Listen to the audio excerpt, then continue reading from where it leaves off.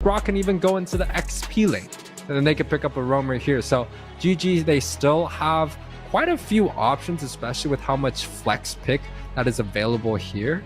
But I do think they're going to be going for a jungler. Now, there's still plenty of picks available, but I think Zia is going to be switched on, and it's going to be a Roger jungle here. Ooh, I mean, that's tough. That's tough. That's unexpected here. I don't know what to say here, Wheezy.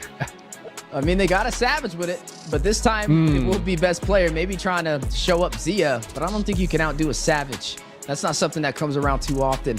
But for the side of BTK, I mean, you are going to be looking at the Claude up against the Harith now. Basic, very comfortable on this Claude pick, but Harith, one of those more staple gold laners as well that we've been seeing time and time again. I think both sides have some options, but I think the thing that kind of stands out right now is going to be the Mathilda, right? The Mathilda took a recent nerf, and obviously it hasn't been focused as the #1 ban in the early phase of the draft. And is that for a reason? Does Gaming Gladiators actually have a game plan to win against the Mathilda? Because if we go a little bit back in history, this is how BTK was able to take them down with that Mathilda and that Akai combination. Even though Akai was available, BTK didn't go in for it. But now, as we are jumping into the land of Dawn, ladies and gentlemen, the upper bracket finals, the Bloodthirsty Kings up against Gaming Gladiators for game number 4. GG sitting at match point.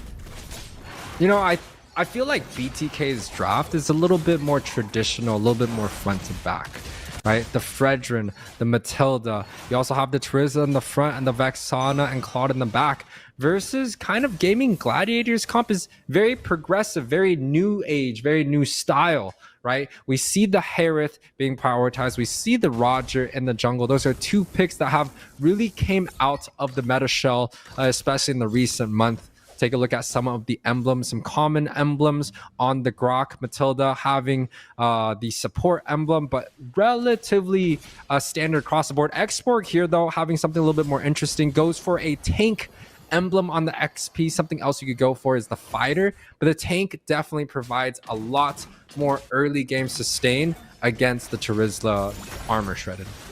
Ooh, speaking of shredding armor, shredding with damage, best player on the Lycan Pounce. Almost finding a kill onto Basic. Need to be careful. Right now, though, both sides trying to find their opportunity to take advantage of the early game. Normally, we've been seeing BTK find the advantage, but the last game, it seemed more like more of a one-sided story for GG to be able to kind of claim these objectives and push through. How do we see BTK respond from here, right? I mean, they have the late game marksman, they have Claude up against the Harith, both of them gonna have to play for the long game, but we know this kind of boils down to the objectives overall across the map, which helps these teams get that early finish prior to the 14-minute mark. I mean, for one, BTK's draft, they have to rely on their damage dealers to be able to provide that damage, right? The Vexana and the Claude has to be able to scale well, versus for the side of Gaming Gladiators, every single one of their members can deal damage and can deal with some situations 1 versus 1. They don't have to wait too much. So I would say BTK, they have to be a little bit more careful in terms of choosing their fights, but they have a lot more sustain, right? The Fredrin is going to be really hard to deal with. The Matilda rotates really fast. But on the other hand, Gaming Gladiators, they have the opportunity to go for ganks just like this one. Yeah, gonna go in for Basic. BMI to safety, playing that marksman with the survivability, but hit with the wild charge for the knockup. Secret Fist and Nizama Force in the dive from Gaming Gladiators. Not going to lead to the kill, though. Good play over there from Basic. Able to keep himself alive. And right now, I mean, BTK, they were able to take the first turtle. Credit over to Cold World, who's providing a lot of vision on the best player, forcing him to use his retribution on his purple buff. And I just want to say that Basic dodging death already twice is like really, really good. Like he's able to kind of just micro around and able to dodge a lot of the situation. He only has a Purify available. He didn't have Purify in that situation, but he was able to kind of just get away from a 3-4 man dive. And it's been the second time that the Roger has rotated up. So they're definitely putting a lot of pressure on that winning matchup, right? The Harith does well against the Claude. If the Harith is able to kind of bully the Claude around, they should be able to get a small advantage. And another gank set up by GG. They're just rotating faster than the Matilda is able to get into a position, even the Fredrin. And I think that's just due to how fast the Roger jungles, the damage junglers, compared to something like a Fredrin early on. But honestly, BTK seemed like they're one step ahead of them right there. Like mielow kind of sniffed out the rotation. He flickered back to safety with the penalty zone just in case they went in for the dive. It was a smart read, and it was the same on the top side. We got to see same with Basic able to survive that 3-man gank. So right there, you're looking at BTK kind of aware of the rotations from Gaming Gladiators so far, which definitely means it's going to be hard to kind of pursue that opportunity when you're trying to get the trade on the side lanes and losing the turtles. So right now, BTK keeps that up. They're going to start to take this lead in their favor, but right now you are still seeing GG up in gold. Yeah, and I mean, the up in gold is quite minimal here. Side of B. Oh, Shark able to get the blue buff there. So a little bit of a trade going for the side, a little bit of annoyance going in the favor of GG. You know, Zane doesn't really need that blue buff, but it would be nice, right? It would definitely be nice to get your buff in the jungle, but you are going to go ahead and see both sides getting ready for this neutral objective. Turtle spawned in. The first one was able to go to the Bloodthirsty Kings, but no contest. Some good vision over there from Core World, keeping best player at bay. But now, looks like GG is going to turn this back around. We'll try and normalize and equalize this economy. We'll be able to claim this with no contest and forcing BTK back to their side of the jungle. Look at the pressure from Shark winding up with the power of nature, trying to force mobazane in an awkward situation in the jungle from getting his farm. Yeah, I mean, you talked about it before the stream. You were like, hey, you know, in order to shut down BTK, they really have to find a way to disrupt Zane in the jungle. And that's exactly what GG is doing. It's just small, minimal things that Shark is doing, but he's just causing such a disturbance, right? Look at Zane. He has nothing to do because he has nothing in his jungle, and now he's just attacking Shark, and that's wasting time, wasting experience. He's not getting any farm done here. You can already see the gold lead in favor of Gaming Gladiators for the first time significantly in this match. It was almost at a 1k gold lead, and now with the next objective spawning in about 1 minute, the side of Gaming Gladiators, they have the opportunity to kind of run around the map. You can already see the mobility of the Roger just denying some camps, and just Zane here, it's just a tough time. There's no way Shark is getting out of that. Wait a second. There goes the Prince's Wrath we were waiting on to be able to shut him down. But best player on the bot side will find mielow, a trade-off. We kind of said this like every time mobazane profits, mielow falls. It's like his kryptonite so far in today's series.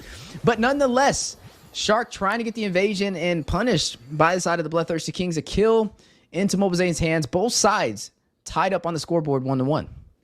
And I do think this time around, BTK's draft is a lot more ube, is a lot more kind of close quarter, 5-man-5 death ball. Versus the side of Gaming Gladiators, they're trying to stretch out the opponent to stretch 5-man, right? The Roger can deal with everything by himself. Same thing with the Harith. You could also go for the same thing with the experts. So they have a lot of opportunity to send members around the map to deal with split pushes. And also the Roger mobility has been quite good here. Ooh, speaking of mobility, Blazing Duet circling Eagle. Basic finding best player. Zane shutting down Hoon, a big play. Last Sandy going out, but hit with the penalty zone from mielow. mobazane with the Praise's Wrath for the double kill. Finds FwydChickn, the taunt on his Z with the energy, reps in the immunity. Too much to handle.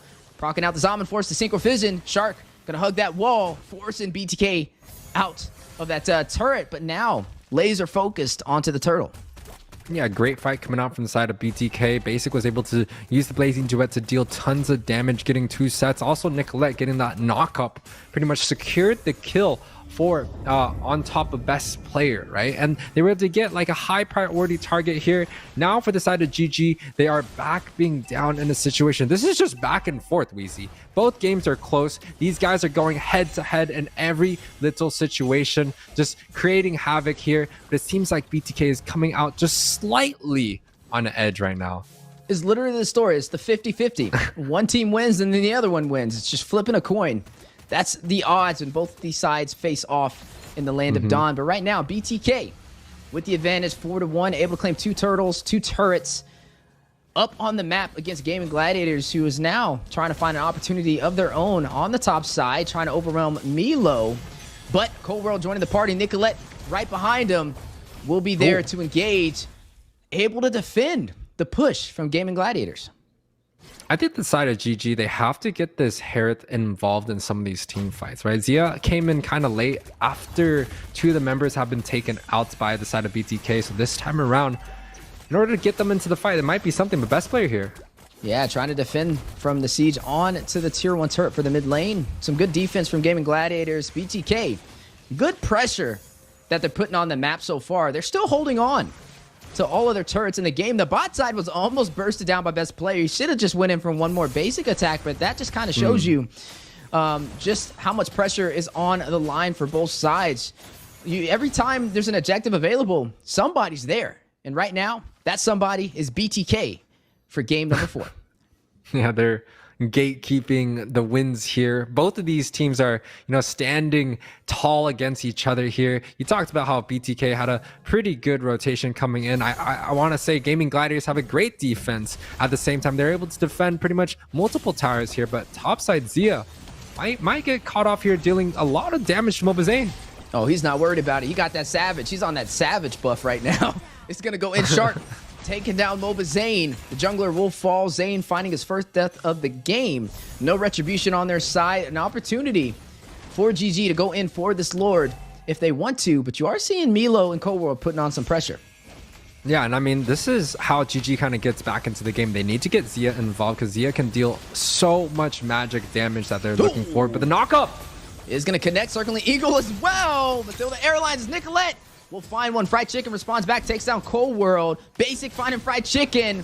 The counter, best player with the Lord for Gaming Gladiators, and will disengage to their jungle.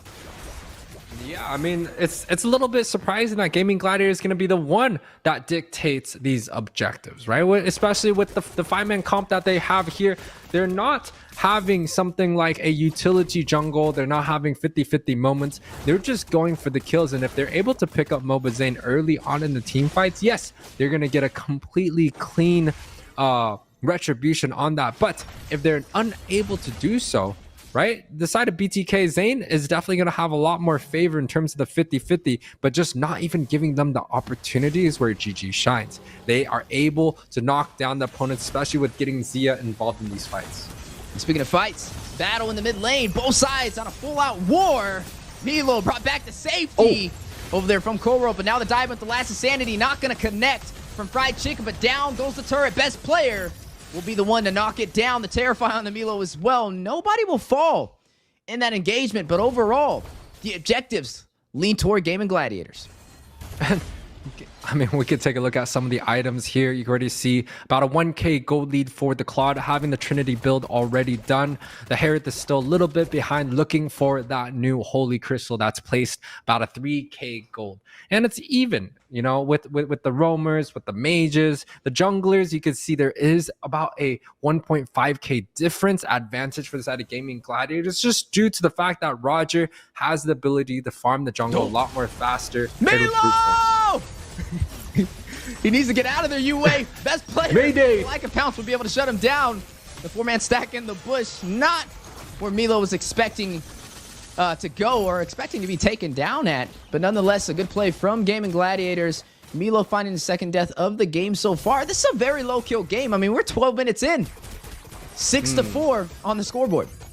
And you have Nicholette here, 50k damage already, the highest damage dealt in this match, and no one really comes close. It just shows you how strong the Vexana pick is. But topside Zia here gets CC'd and taken out by basic. Yes, the Claude is going to have a lot more mobility and a lot more damage, especially paired with the DHS in terms of the late game. But I didn't think at 12 minutes they're able to take out the Herod this early. That's bad news for the side of Gaming Gladiators.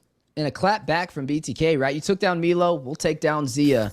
A good read to be able to catch him out of position and to be able to turn this back in their favor. Right now, both of these sides playing ping pong over who's controlling the map. I mean, right? You're looking at 3 turrets down for both sides, but the tier 1 in the mid lane still standing strong for Gaming Gladiators. 10 seconds until this Lord spawns in, and this is what we call anybody's game, but something that we can't deny.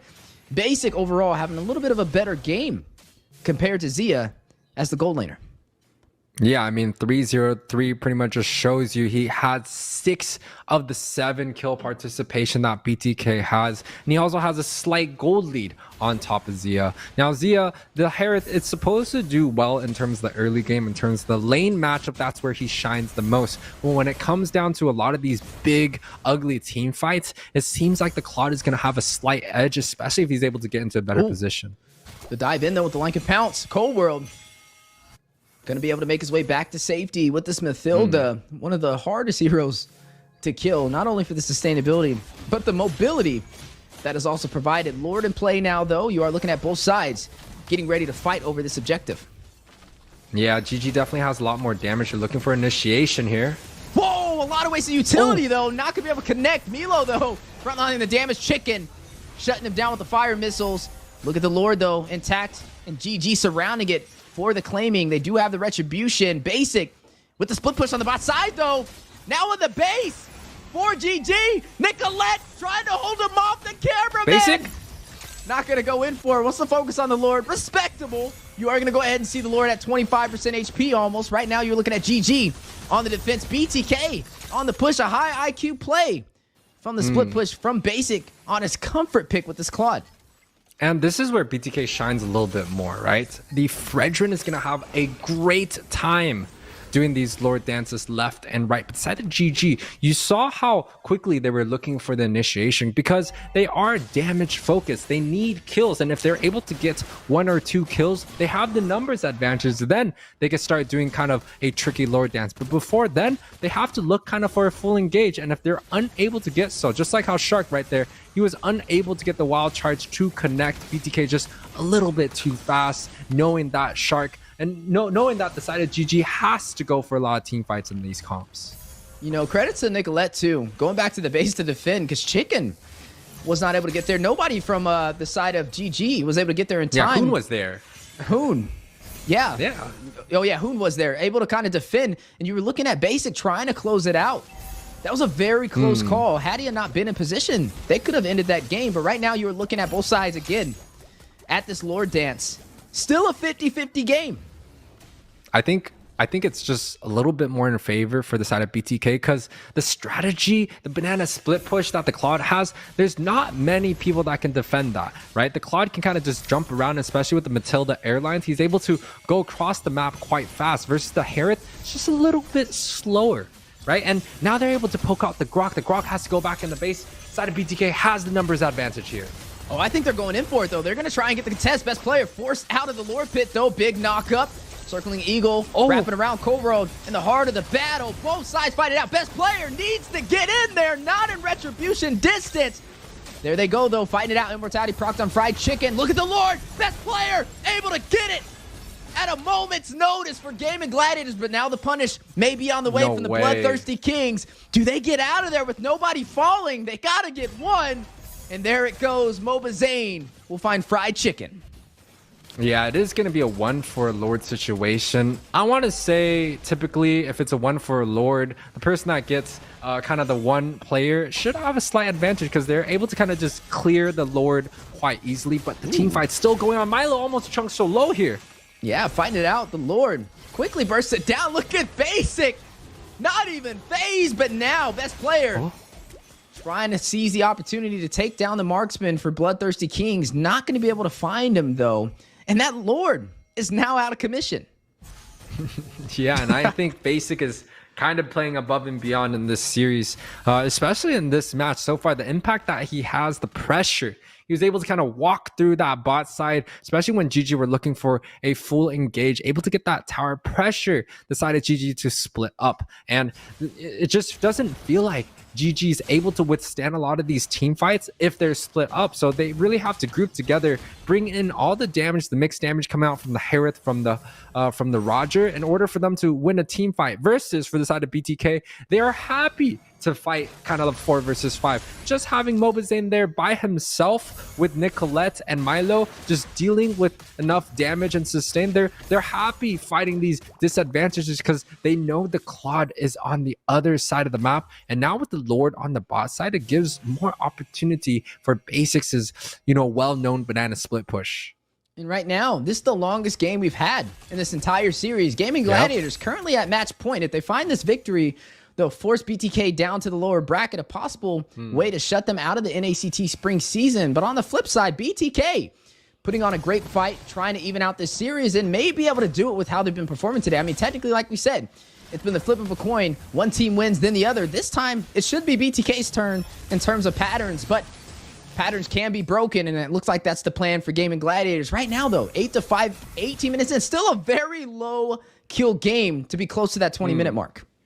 Yeah, a lot more different from the game 1 to 3 here, where it pretty much just ended within like the 15-minute mark. This time, we're actually going past the 18. The Lord is just going to get buffer and buffer. The death timers are going to get longer, and the mistakes are just going to be even more harder to get back. So the side of Gaming Gladiators right now, again, their comp is just based off of early game. The Harith, the Roger, those are all early game heroes. Even the Grok doesn't deal too much in terms of the late game. But BTK has set up a draft that thrives in this 19-20 minute mark where everyone has full items, especially the Claude and the Fredrin. Those are very, very tanky, hard members that the side of Gaming Gladiators has to find a way to deal with.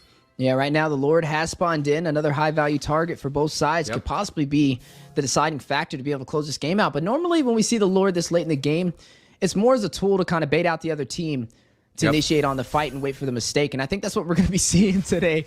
Best player hit with a light. You see how much damage that was? I feel like Nicholette just blinked at that man, and he took about 50% HP.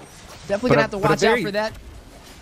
A very different strategy coming out from the side of Gaming Gladiators, though. They're looking to let the side of BTK kind of group up here. This might be the opportunity that GG is looking for. They want these 5 versus 5 team fights. Oh, circling Eagle on the best player, trying to take down the jungler.